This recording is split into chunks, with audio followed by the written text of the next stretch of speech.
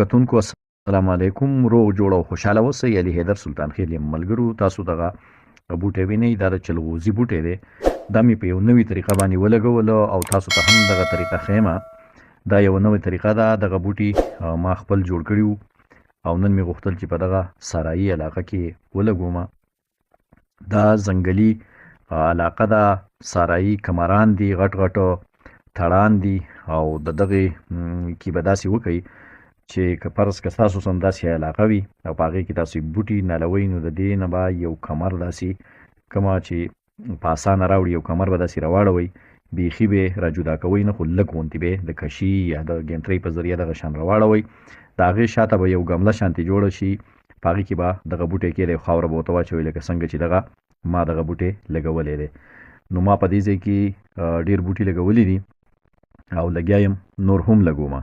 که ستاسو په زړه کې دا راځي چې ګنې دا طریقه به کامیابه وي او که نه به وي، نو ما 4-5 کاله مخکې په دغه ځای کې هم په دغه طریقه باندې د نښترو بوټي لګولي وو چې هغه تاسو کتی شئ.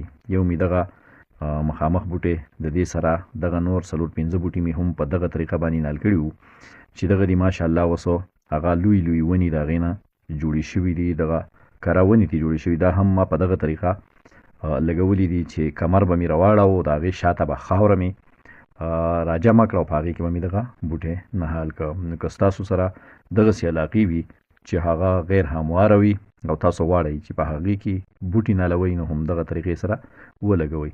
ما ډېر بوټي مخکې هم په دغه طریقه لګولي دي، اوس هم لګیا یم په دغه غیر همواره ځمکه کې بوټي لګوم. بوټي د ژوند لپاره ډېر ضروري دي، نو پکار ده چې تاسو ټول بوټي ولګوئ، هم په دغه طریقه باندې ولګوئ، ځکه چې کودایي ګرانه وي ځینې ځای کې، د هغې لپاره کودایي نه کېږي، نو هغې سره بیا دغه طریقه کوئ. ملګرو، زما دا ویډیو د نورو ملګرو سره شریکه کړئ، زما دا پیج فالو کړئ او لایک او کمنټ هم کوئ. ډېره زیاته مننه به وي. د الله په امان.